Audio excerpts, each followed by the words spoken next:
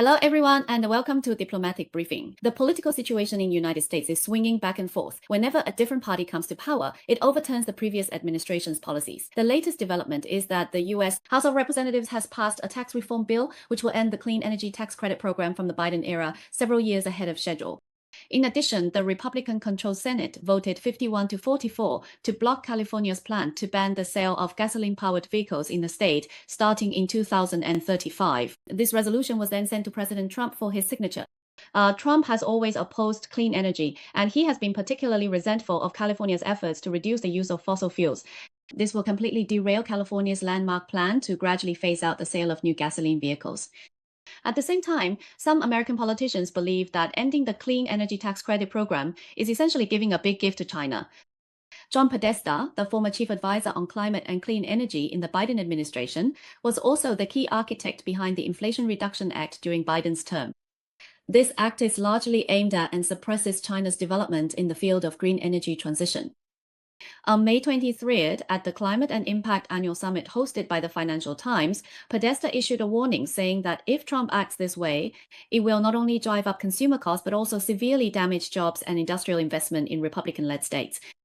He criticized that the Trump administration's imposition of tariffs and cuts to green subsidies would mean the U.S. government is handing victory over to China, which is seeking to dominate these industries. He said, "I believe that both parties in the United States and Europe are in agreement that we need to respond to China's dominance in the green industry sector."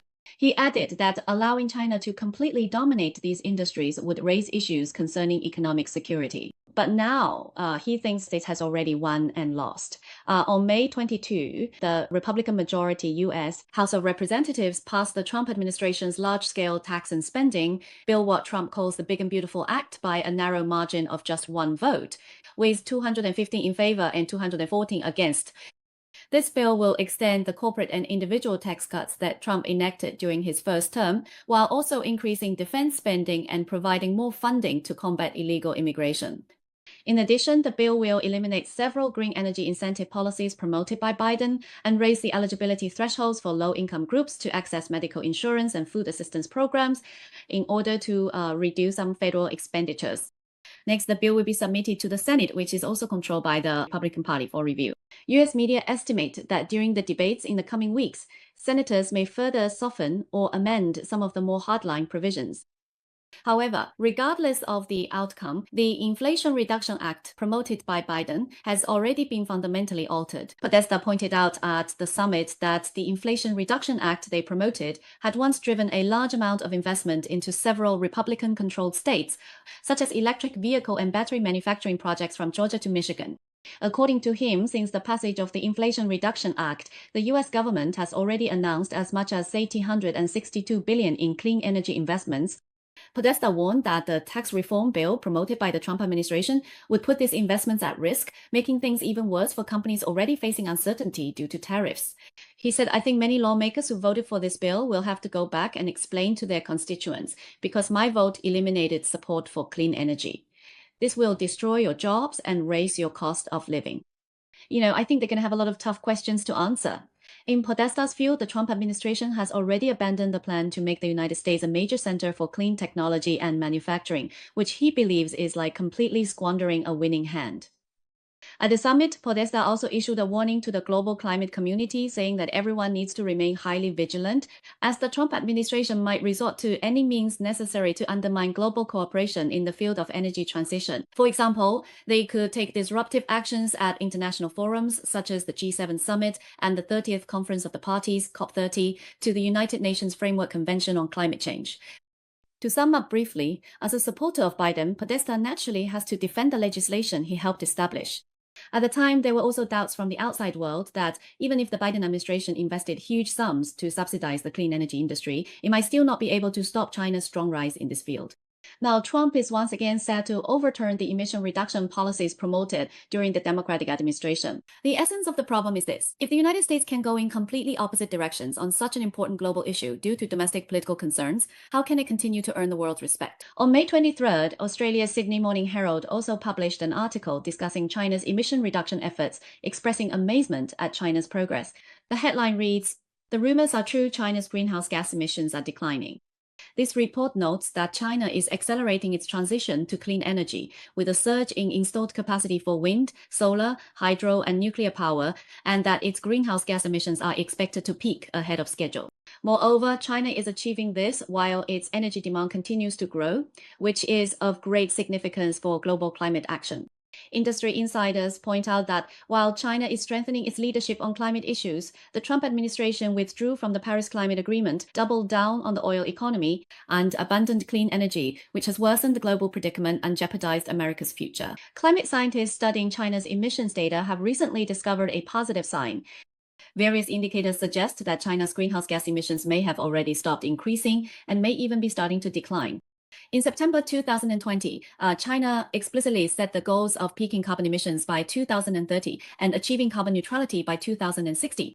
The report states that if this is true, it would be a remarkable achievement. China had originally planned to reach this goal by 2030.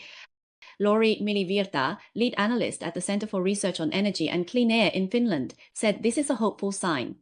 The Center for Research on Energy and Clean Air was established in Finland in 2019. It is an independent research organization dedicated to uncovering trends and causes of air pollution, its impact on health, and possible solutions. In fact, Milivirta identified this trend as early as 2030. He had already disclosed this situation in a report for Carbon Brief, a UK publication specializing in climate change science and policy, although the data at that time was still inconclusive. China's emissions may have already peaked or are possibly about to peak. Now, however, the evidence is conclusive. According to Milivirta's analysis of new economic and climate data, in the first quarter of 2025, China's emissions fell by 1.6% year on year, and over the past 12 months, they dropped by 1%. Australian media have noted that in recent years, China has deployed renewable energy technologies at a pace far exceeding expectations. China has been accelerating the development of new energy facilities such as wind power, photovoltaics, hydropower, and nuclear power, while also promoting economic electrification through measures like the adoption of electric vehicles. This has effectively replaced the use of coal and oil, thereby reducing carbon emissions.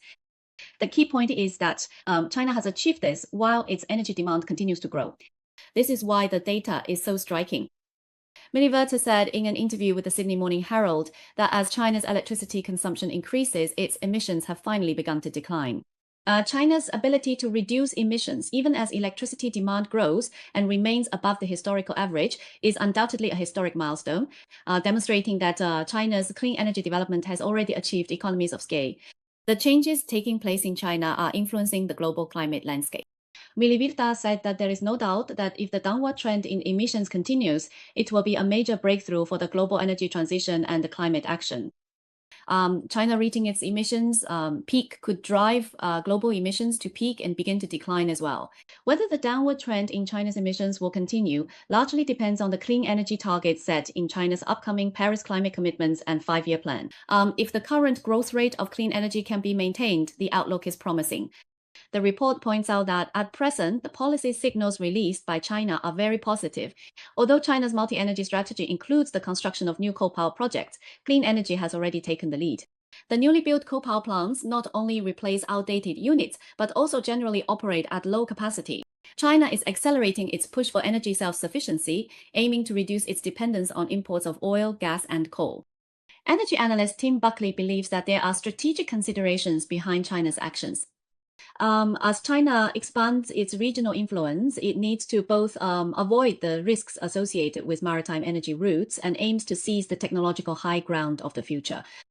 Milivirta analyzes that the path for China to reach or reduce its emissions peak is clear. Rapidly promote electrification in sectors such as transportation, industry, and construction, in tandem with the large-scale deployment of clean energy. The new milestone where clean power generation surpasses the growth in electricity demand proves that China is fully capable of continuing to reduce emissions without having to wait until the end of this decade to reach its peak. Just as China is ramping up its investment in clean energy technologies, the US government is repeatedly backtracking.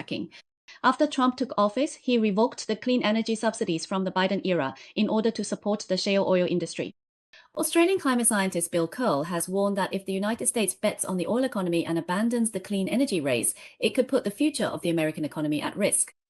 The Trump administration's withdrawal from the Paris Climate Agreement has made the situation worse for everyone around the world. In conclusion, China believes that reducing emissions and promoting the development of clean energy is the path to a brighter future for the world, so it sets achievable goals step by step and drives industrial and economic growth in the process. In contrast, under Trump's leadership, the United States is taking a step backward. This represents a fundamental disagreement between China and the United States, two major powers over the future direction of the world. Time will tell which path is the right one.